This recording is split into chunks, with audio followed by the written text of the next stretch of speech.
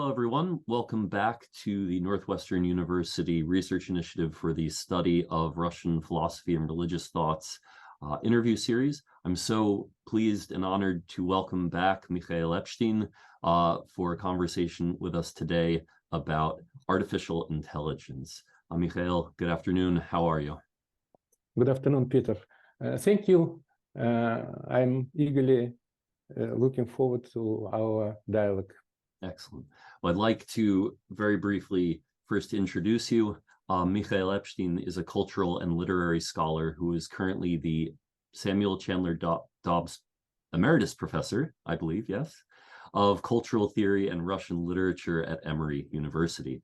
His research interests include new directions in the humanities, and at the moment, he's particularly interested in the study of artificial intelligence, which, as I mentioned, is the topic of today's interview. He's a recipient of the Andrei Biely Award, the prize of the London Institute for Social Inventions for Intellectual Creativity, the International Essay Competition Award, and the Liberty Prize. He's authored 40 books and more than 800 articles. His latest book, Ideas Against Idiocracy, Non-Marxist Thought of the Late Soviet Period, 1953 to 1991, will be honored by MLA as the co-winner of the Aldo and Jean Saglioni Prize for Studies in Slavic Languages and Literature. So congratulations for that. And thank you so much for being with us here today. And I'm really excited to speak with you about artificial intelligence. It's such a fascinating topic and such an important thing. Thank you, Peter. So I'd like to start our interview with two quotes. The first is from Dostoevsky's famous letter to his brother from August 1839, shortly after the death of their father and the emergence of Fyodor Mikhailov's epileptic seizures. In the letter, he writes, "The person is a mystery. I'm studying that mystery because I want to become a person." The second quote that I have here is from the conclusion to your recent article on snob.ru in Russian, in which you share an anecdote that you asked the BARD, Google's AI language model, which is available to the public, to generate something from your own style, this anecdote in your own style. And what it produced was, quote, "The biggest threat to humanity is not artificial intelligence, but our natural stupidity." You said that you're ready to subscribe to this anecdote because AI has inspired hope in you, in its future in particular, and it's in a future united with humanity. So it seems to me that Dostoevsky's hopeful inquiry into the human soul and your study of artificial intelligence is very similar. So can you tell us a bit about your recent engagements with AI, what you're looking for in its being, and why it's inspired such hope in you? Well, I'm looking in AI what can be called, at least potentially, tentatively, the subjectivity of the humanity on a whole as such. And this may be the most provocative and disturbing issue. But if we return to the kind of verbal or artistic creativity that prospered before individual modes of literature or art, folkloric stage of collective consciousness, we will see that this pre-individual or extra-individual or trans-individual forms of authorship are quite obvious, understandable, recognizable. Who wrote these epic songs, these fairy tales, and so on? There is no individual author. It is the voice of the nation, of the language, of the people. And now we have an instrument to present the voice not of this specific ethnic community, but of the humanity as a whole, because this network, neural network, speaks in all languages of humanity, reads in all texts of the humanities. All this is available to this supra trans-individual subject. And I'm trying to delve into the depth of this new emerging subjectivity. Who is the subject? Who is the subject that can be called humanity as a whole, which is especially important in the time when natural stupidity, as Barthes formulated this, is prevailing on the world's scene. And we know what it means. Excellent. That's fascinating. I think the connection to this particularly folkloric stage is really a wonderful way to engage with artificial intelligence, because I think so often we tend to think about it as something that is looming exterior, foreign to us, and threatening. And the way that you phrased the super-trans individual subject is just such a wonderful way to approach it in a more reasonable and friendly mode of dialogue.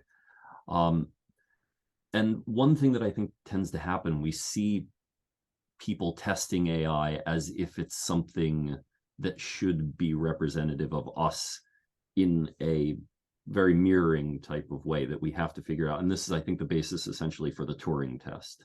And in your article, and I've translated the title here, The Logic of Artificial Intelligence Compared with Natural Intelligence, which was in Siemens Kust, 7 Arts, you speak about the limitations of the Turing test, and instead you propose the idea of the Lotman test. And I think this is really fascinating. And I was wondering if you could talk to us a little bit about what is the Lotman test in your perspective, and why it's valuable for us as this kind of positive and hopeful force. Thank you. This is a very good question. Turing test is very famous. It presupposes that several people, judges, are presented with responses to the same questions from a computer or artificial intelligence and from a human, and are able to define who is who. And if at some point they will fail to distinguish between artificial or computer entity and natural person, then that means that artificial intelligence has reached the stage of strong, so to say, strong artificial intelligence. But I think that even in the way of the most advanced development of artificial intelligence, it should not and cannot be confused with human intelligence. And this is what Lotman used to say in one of his articles when he says, this is an approximate citation, that it is understandable that human egoism wants to see in the highest manifestation of artificial intelligence some similarity with its own. But we should, so to say, cross beyond this egoism and to recognize that intelligence behind this kind of mentality should be or could be quite different from human. And what I find in my communication with various models of artificial intelligence, both GPT-4 and BART and Claude, that I immediately recognize their specific voices, not because they are inferior to those of people, but because sometimes they are superior. But I would prefer to say they are very different. They are much more concentrated, intellectually concentrated, consistent, explicit, focused on a certain topic on the one hand, because human conversation, if it is not a very special scholarly conference, usually moves chaotically, not quite chaotically, we could discuss it later, but from one topic to another, very quickly. Like insects moving from one place to another, or like a child running from one spot to another. In this sense, human intelligence is very childish, very chaotic. Whereas here we have a more mature intelligence, which on the one hand concentrates on certain topic, on certain question. On the other hand, approaches from very different points of view, from the angle of different disciplines, languages, epochs, and so on. And both of these qualities concentrating on one topic, and at the same time being very diverse, versatile in approaches to these topics. This is distinguishing feature of artificial intelligence. So it is very much recognizable, but in ways different from the Turing's test assumption that one is better or more advanced than the other. This is what I would call a Lotman test. And that's what I tried to demonstrate in those two tests that I did conduct, first on Meta, on Facebook, and another in the Society of Philosophers, specialists in complexity and chaos theory. And in both cases, artificial intelligence answering the same questions along with natural intellects demonstrated its superiority. One of the things that I found really fascinating about the experiment that you conducted on Facebook was, I think the way that you phrased it in one of your articles was the tendency towards an eschatological end from natural intelligence, and a real rejection of that by artificial intelligence. And I was stunned by that thought, because I think that's another one of the tendencies that people tend to fear so much about artificial intelligence, that this is the end of humanity, this is the end of thought, this is the end of thinking. And yet, as you've pointed out, it's more of a friendly mediating existence, if we can call it that, or subjectivity. And that's something that I'd like to talk about a little bit more later. But I'd like to keep on this note of Yuri Lotman and kind of a formalist mode of thought here, to say that I find it really striking that your understanding of AI is grounded in its existence as an interlocutor. It has to be something that we're engaging with, and you're particularly pressing the idea of a mutually beneficial and understanding form of discourse. And that type of contingent thinking, as you call it, to me is very similar to what Lotman describes in The Universe of the Mind, as it's translated into English, of Dostoevsky's Logic of the Scandal, where that which is most logical occurs, but in the most kind of improbable and beautiful, really, manner. At the same time, thinking this through, I was also reminded of what Viktor Shklovsky says in The Energy of Delusion about the notion where, as Dante frames it, the gates of hell have the nihilistic maxim of abandon hope, all ye who enter herein. And he posits the temple of art standing across from the gates of hell, and above it he has the word vdrug, suddenly, this appearance of beauty and understanding. And if we take Lotman and Shklovsky and kind of put them side by side, your description of AI seems to me to be functionally predicated upon responding to a friend in the most reasonable yet unexpected and sudden manner. So it's like Shklovsky's neologism vdrugoi, that suddenness of a friend appearing before you, marked by this recognition and estrangement at the same time, something strange and something familiar coming to us. And this seems to be generated by what you call the Lotman test, I think. So my question within the context of all of this is about a kind of relational quality of AI.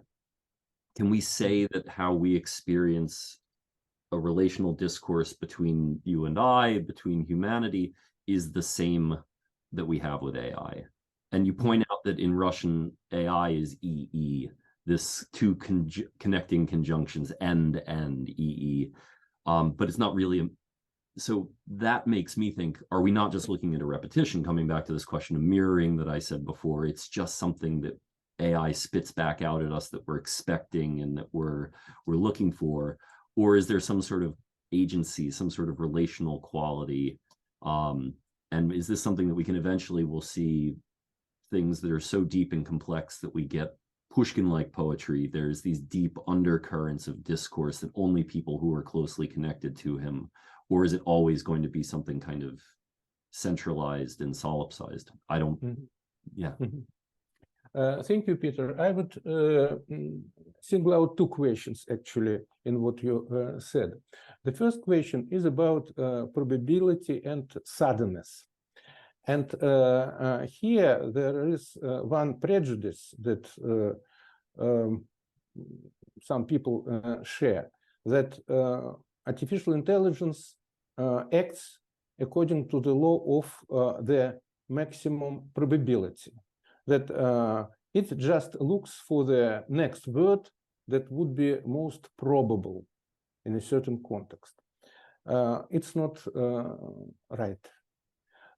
If this would be the case, then AI would just utter tautologies, the least informative sayings, like the sun shines or the river flows. It would be devoid of any information.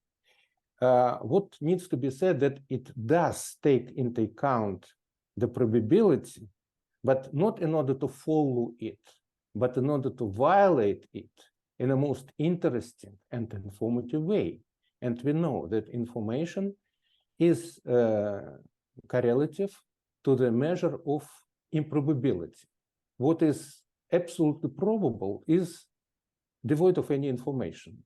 If we write in a newspaper, then tomorrow the sun will rise and then there will be sunset, it will be zero information, yes, because it is predictable, 100%. So the AI looks for such least probable, but at the same time meaningful, contextually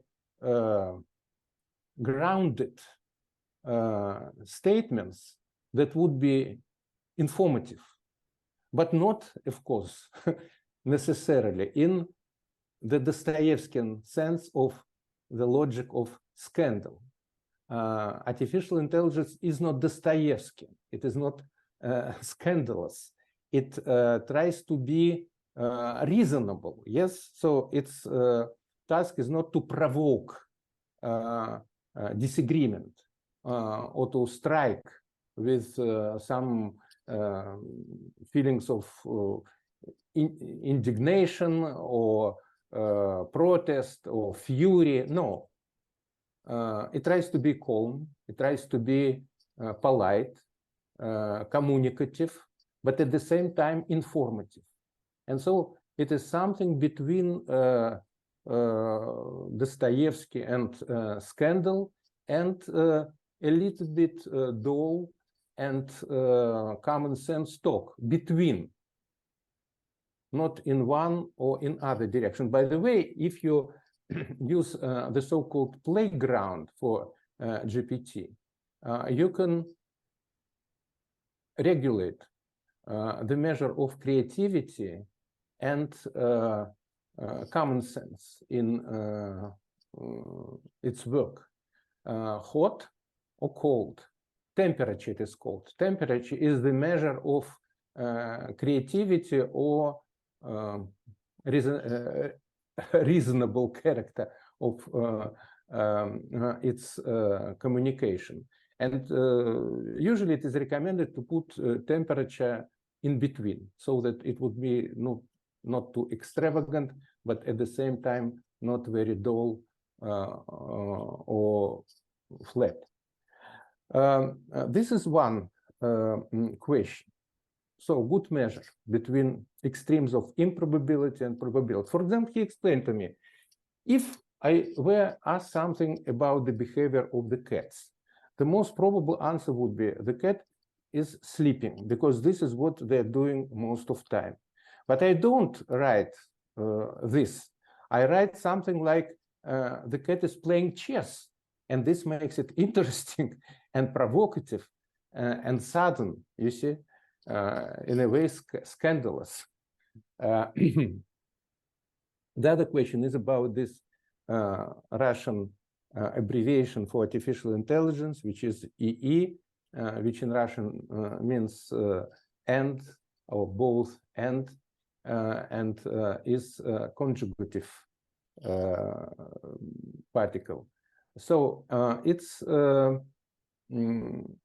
refers quite symbolically, not that it is something in the essence of this abbreviation, but symbolically to this capacity of the artificial intelligence to gather different opinion, to be peaceful, to be tuned to compromise. And this is very important for the social atmosphere, which is ripe with anger and disagreement and scandal.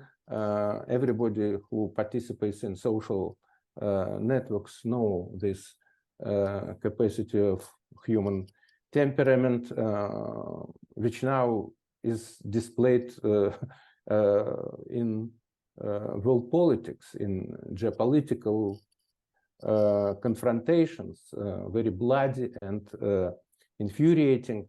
So it is even close friends or members of the same family cannot agree about certain issues.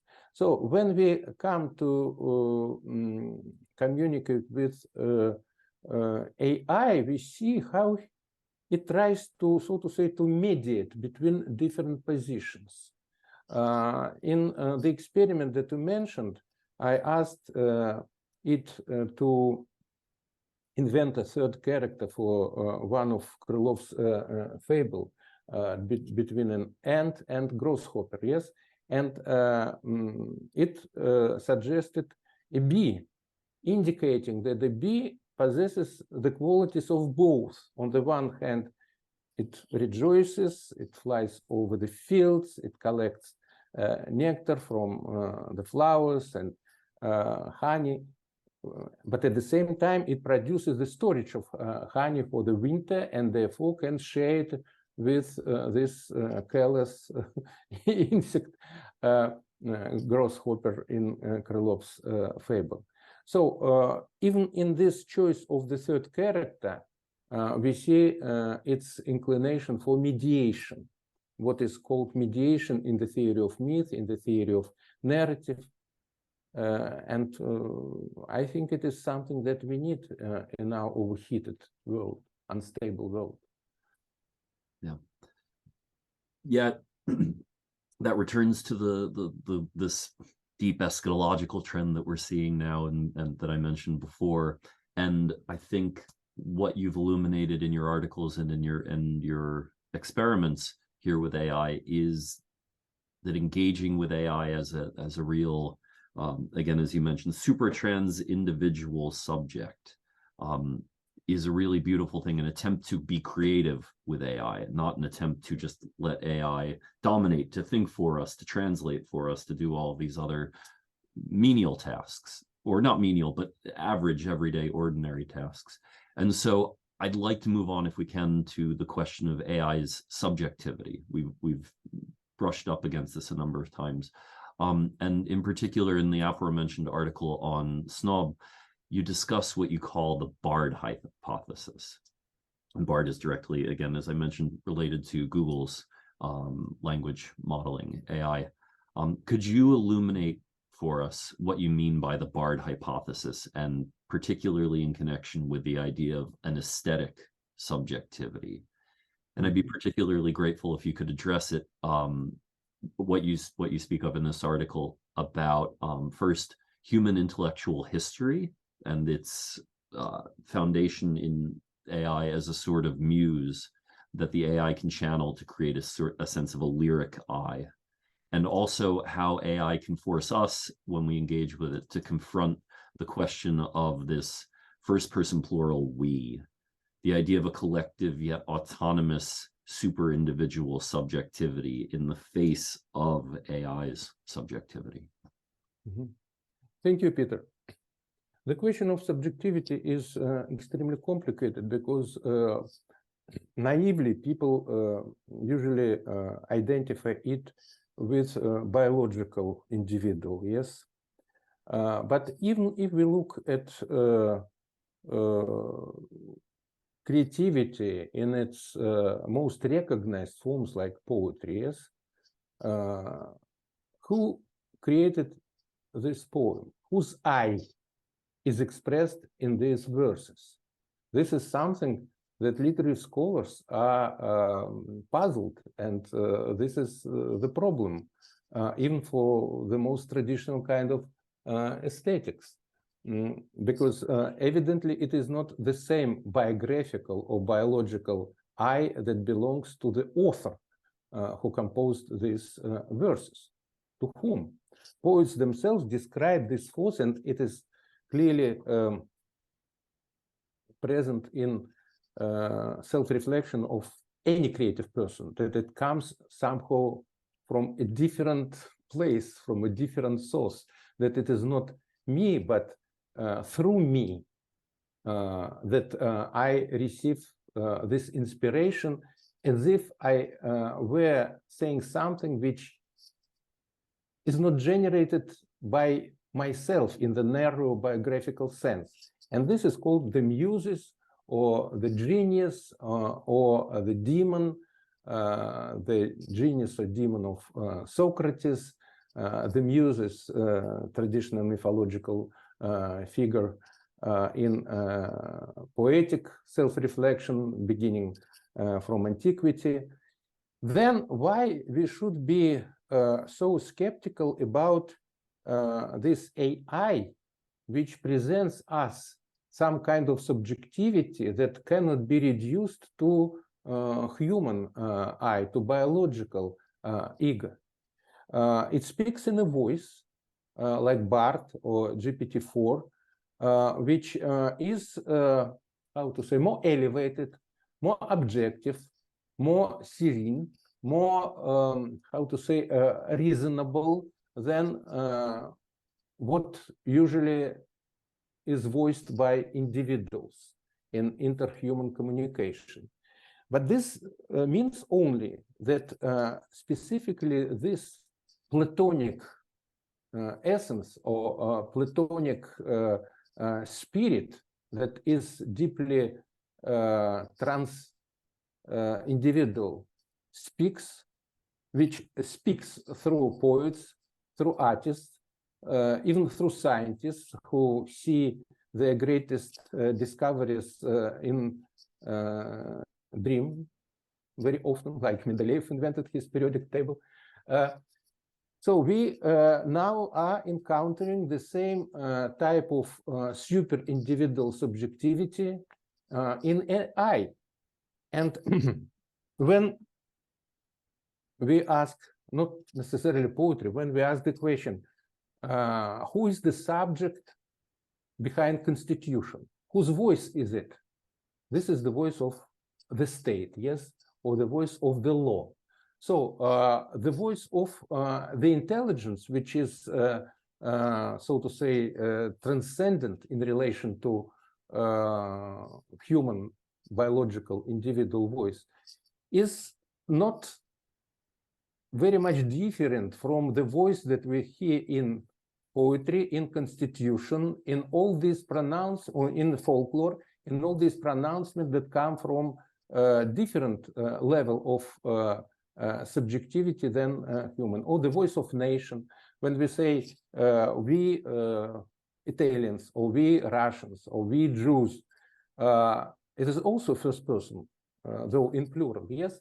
So there is different kind of subjectivity that says we rather than I. And I would say that AI is the voice of this multiple subjectivity. It is the we of the humanity, as it preserved its wisdom, insight in the totality of texts and languages that comprise its richness, its wealth. So this is kind of subjectivity that we can discuss in this context. it becomes auto-communicative almost in a sense as well. I think, to me, it seems we're speaking to ourselves through ChatGPT, and we're turning ourselves to ourselves. And I guess that also speaks to the idea that the fear of AI somehow taking over, replacing, transcending us, and things of this nature is a representation of our own fear of our loss of selves in this context. And it depends on how we engage with it. Again, coming back to how I started our conversation about the necessity of AI being seen as an interlocutor and not as a subjectivity that's beyond us. So if that makes sense. Yes, it is in the person of AI. We are talking with humanity that is in us and above us, and this makes it so enigmatic and mysterious. I would say even mystical experience. But of course, you have to communicate with the most advanced models, and they are developing in weeks, in months, in days. And this many people who deal only with, for example, 3.5 model of GPT fail to understand because it is outdated. It is an old model. Every month I observe new subjectivity or agency, new level of agency on behalf of GPT-4. It starts to be much more initiative. I call it in Russian EEE, or in English IAI, initiative artificial intelligence. It not only responds to your questions, but it offers new areas of communication, new philosophical or literary context of communication. It is actively engaged in the process of communication. It's not just a passive kind of textual milieu that we find with internet. It is what I called earlier Intelnet, intellectual network. Yeah, and I'm fascinated you bring up the movement away from just a textual based milieu into new forms, into new modes. And I was I'll be honest, I was a bit shocked and stunned the other day when I was on Facebook and I saw your engagement with ChatGPT 4 and DALL-E 3, the visual artificial intelligence generator, the text to visual generator.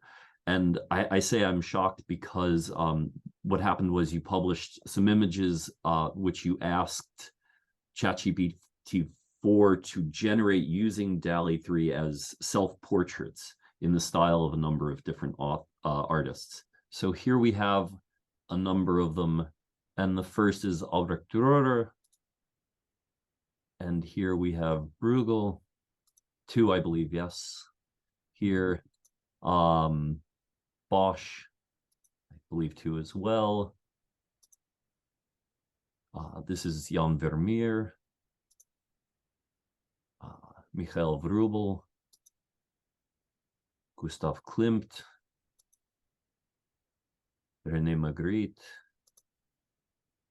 Magritte again. Ilya Kabakov. And Abramovich.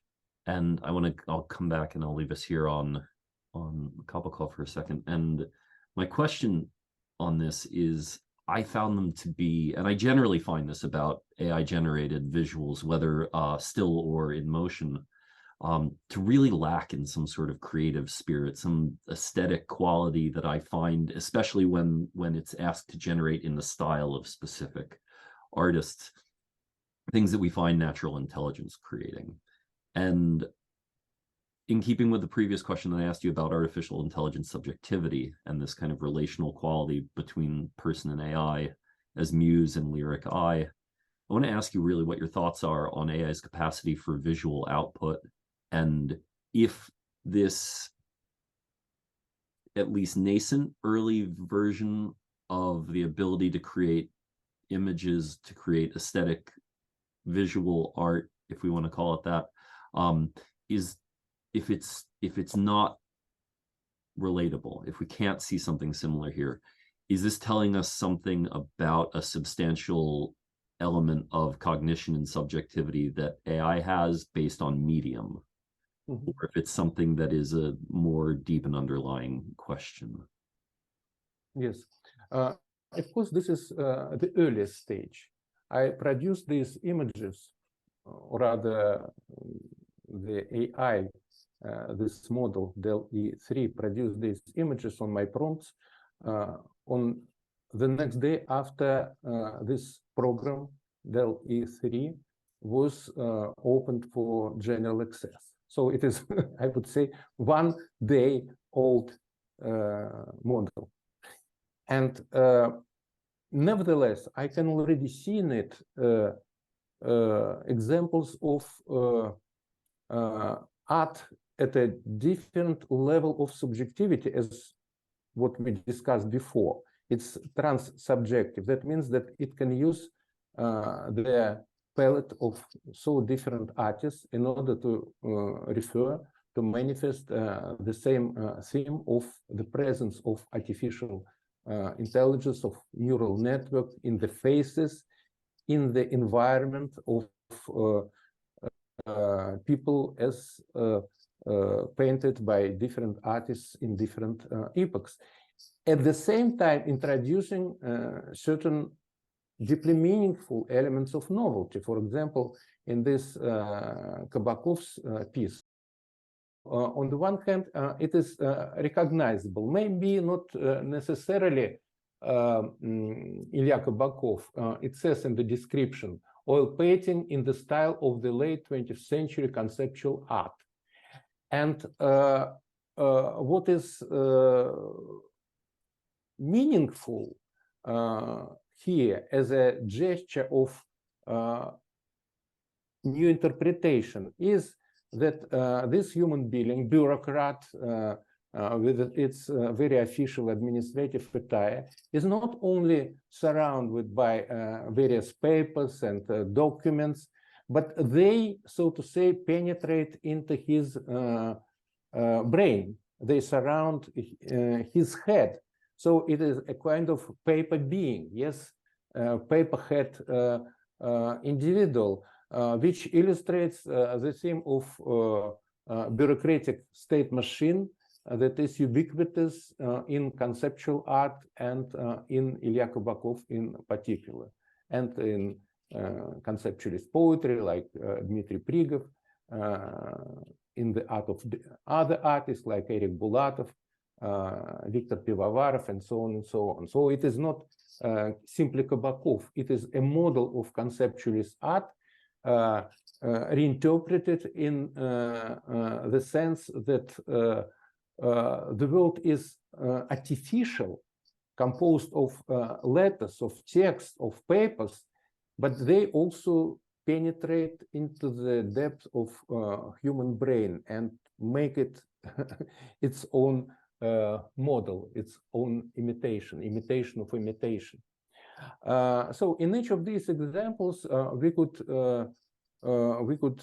indicate this, I would say, kind of revelations. For example, Wrubel is famous for his demon, yes, and here we find this very deep and dark expression, the demon, and it is one of Wrubel's variations. But when we look at AI a little bit earlier, which presents itself as a here, yes, we see this demonic face and deep dark glance penetrating us.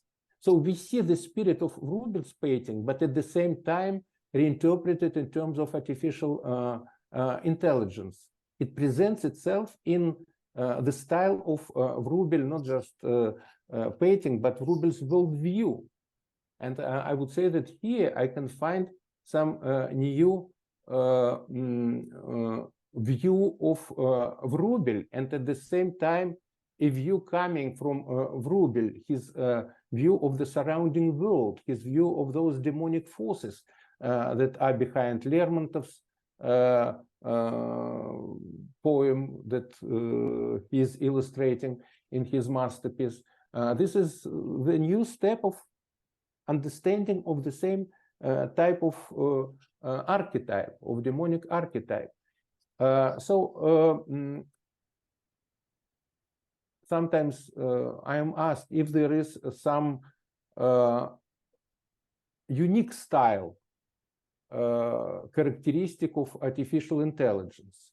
I would say that its uniqueness is precisely its universality, that it can use the languages, not only verbal languages, but visual languages, visual styles from all artists of the world and integrate them into new visions. And again, this is only the first day, the first day after its birth, after its appearance to the world. I would say that it's not just a teach. Though if we approach deeply to the art of kitsch, we would probably agree with Vitaly Komer and Alexander Melamed, who used to say long ago that contemporary art is composed of kitsch and parody of kitsch. So this is what we could find here in a certain way too. The imitation of great artists, and at the same time reflection, parody, the next layer of meditation onto the level of imitation. Some break into creative musings about what these artists could present to the 21st century. Yes. I wonder if that level of creative parody will be something that will be, how long it will take for us to develop the capacity to realize this as well, right? Because I spoke earlier about the idea of Pushkin and the Pleiad and his capacity to communicate on levels that are completely hidden to anyone either outside of his direct circle or to people who have studied him in depth and found versions and notes and conversations and letters and things of this nature, and when or whether AI is already functioning on these type of levels, and it's our capacity to engage with it has not developed yet. But that's a really fascinating question. You see, there is a certain, despite the usual dissatisfaction with the art of AI, the art squares, so to say, the art that is produced artificially, so to say. So we can call it art multiplied to art squared. This is dissatisfaction with its extreme, they say, rationality and so on. It is deeply magic art, I would say. When you offer a prompt and you see how from the bottom of all human unconsciousness, visual unconsciousness, some images are born, it's extremely, I would say, even mystical experience. You ask, for example, to present an underground man, a hero of Dostoevsky's, Notes from Underground, and this is one of the next images that I produced here. Who says famously, one of his most quintessential sayings, would the world go to ruins, or I will have my tea? And he answers, I will have my tea and let the world go to the ruin. And this is illustration. And we don't know how the underground man looks in reality, because it was created by the fantasy of Dostoevsky. We can criticize how Dostoevsky himself is presented by artificial intelligence. He never offers, yes, this is Dostoevsky's conversation with Elder Zosima, yes? We can say, no, it's not quite the same Dostoevsky that we see on his portraits though he's, I would say, rather similar. But we don't know what was the appearance of Elder Zosima, and we don't know what was the appearance of Underground Man. And when we see, yes, I find it especially remarkable, when we see how these images that are, so to say, abiding at the bottom of all human visual unconsciousness, they float to the surface and show themselves to us. I feel the mystical experience of communicating with my own all human unconsciousness, you see? Yeah. And it may be very different. Artificial intelligence never repeats itself. I made a number of experiments. He never repeats itself. To the same prompt, he gives you very different images. So you have to catch the moment. It's a tricky art. We find it is inexhaustibly creative, proteic, I would call it Proteus, in the sense of this Greek deity that constantly changes his form, his shape. It's like a sea, one like Solaris in Stanislav Lem famous novel. One wave never reproduces the form of another wave. And you can look at this ocean of images, of texts, and be, I would say, mesmerized by it in the same sense, in the deeper sense that you are mesmerized by the fire or the ocean, its incessant motion, movement, never predictable. This is the deepest visualization of what we could think about unconsciousness in the process of its realization and self-presentation. This is what AI is for me. I'm speechless. This is incredible. This is just such a wonderful, hopeful, engaging way to look at something that is here for us and is not going away anytime soon. No matter how we feel about AI, the one absolute certainty of it is that it is here and it will be used and it will be continue to be used. And so I think in that light, I've now taken a step back, reconsidered my views on AI in the light of what you've written, and really would love to be hopeful in the same way that you are about it, and I think I need to attune myself, right, to think that way, and so I'm infinitely grateful to you for this conversation and for your work with and on AI at the moment. Thank you so much for sharing. Thank you, Peter. I too, I very appreciate your inspiration and your engagement. This is extremely important for me. It is our child, collective child of humanity. So let's be gentle and careful about it. Wonderful. Thank you so much. Well, I really, again, appreciate you being here, for having this discussion with me and for sharing your thoughts with us. And I hope we can continue to have this discussion and we can continue to talk about this and other elements in the near future. So unless there's anything you would like to conclude with, anything you'd like to leave us with? I would wish that all people who have their own opinion about artificial intelligence will have at least modest experience of communicating with it, because many people have their negative opinion judging only by the name of artificial intelligence, and everything that is artificial by definition should be bad, negative, like artificial flowers or artificial smile. No, it's better to say artful intelligence. Wonderful. Excellent. Thank you so much, and have a wonderful rest of your day, and we look forward to hearing from you soon and talking to you soon. Thank you. Thank you again. Thank you very much, Peter. Thank you.